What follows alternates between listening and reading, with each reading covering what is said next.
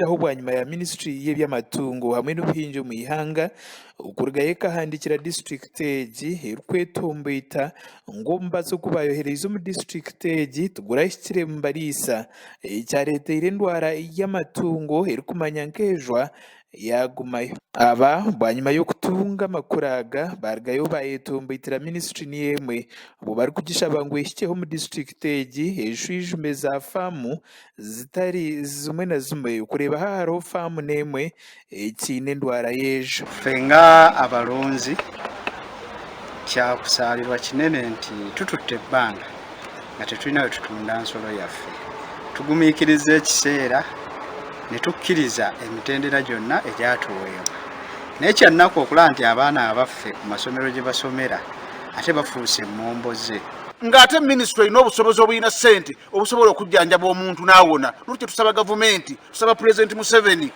tusaba General Salimu Sali tusaba aduumira amagye mwenna mujje mutuyambe ku nsonga y'akatale k'ekyawaggoonya. Abariisa aba bebembirwe chairperson w'entebe ya kashatu ow'eggombora ya Lwengo Rulo Kizito Lawrence hamwe na Alphonse Buhigirwa barugayo bayetombeitira entaro z'ebyobutegeki ezikwatira hansi n'ahaiguru mu district egi obu barikushoborera ngu hariho abebembezi abarikugoba omu kucyokuta abantu aha butsibu. Tukusiza nazo n'endala zonna bazisumulula naye eya Lwengo ekyalemye kubanga abantu baffe akasente wano waffe mu Lwengo balunzi abantu bano abali mu kintu kino tetumanyi lwaki balyenga abalwanyisa gavumenti yaffe ya pulezidenti Museveni kubanga tosobola kubeera ng'osibye akatale k'ekyawaggoonya okumala emyaka 6 tekyali mukalusu kubanga oli baba agamba nti muli mukalusu alage nti zewagundi ndwadde kubanga tebalina nte ze baasiba nti wagundi wano omusawo abeera azijjanjaba zigemba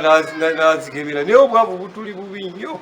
Abariisa b'ente tibo bantu bonka abarikucura ababaire nibafunye ente obwire obwingi abarikumanya nk'abacuba nabo obwire obu nibarra barikugira ngu akasente akabaire nikabaisaho amaka gaabo bakaba bakaiha omu kufunya ente onka emyaka 6 yoona tibaine eki barareebere. Tuli mu nnaku n'okunyolwa okw'amaanyi ng'akatale kaffe bakyakalemedde okukasumulula batugamba kalwadde naye nga tolwadde bwo tubulaba nga ffe abagobi b'ente omwana owange alya ku nte alya ku muggo gw'enkutte.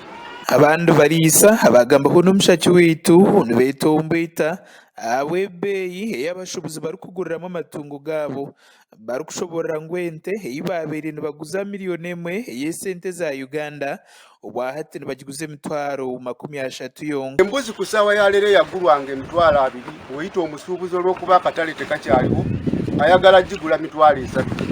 Ente eyagulibwanga akakadde ka ssente ku budde buno bakuweereza 5,000. Ne tusaba eri buli gwe kikwatako akatale kano okuggulwawo twagala eri buli gwe kikwatako tunaasanyuka nga mugguddewo akatale ako.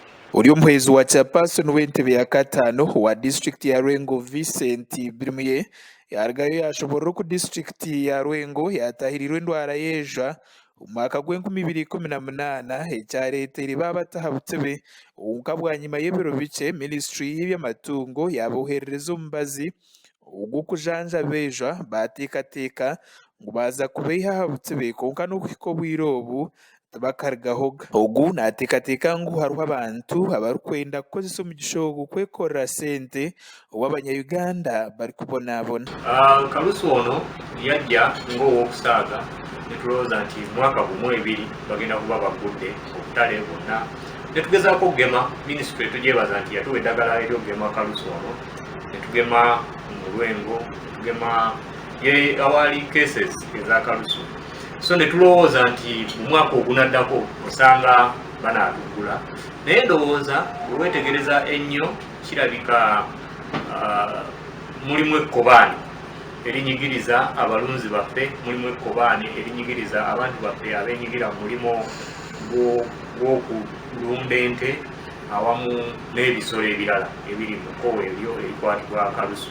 Birmuye naashoborera nagira ngu kiri kumutangaza munonga n'okugira ngu enyama hamwe n'amate nibiguzibwa gonka abantu abarikuriisa ente ezi ezirikurugamu ebi byona bakateebwa aha karantini. Nkakasa abali mu mulimo guno gavumenti yali badde eyimuka nejja ebayambe naye tetuli ku muggalo completely nga Lwengo, kubanga olina wosanga ennyama, olina wosanga amata. Kitegeeza nti abantu baffe bali mu ggulu wa layisi mu bintu byabwe, nga bano abali mu kukola omulimu guno be bagufunamu. Omushaki waitu yagezaho kugamba n'omushaho w'amatungo mu disitulikiti ya Lwengo Samuel Mukuye okati yamushanga mu ofiisi ye kandi amasimu gye agarikumanywa yatakugakwata. Amakuru aga gashakwa Bashir Karema wa Sky TV ag'enshonga mu Lwengo.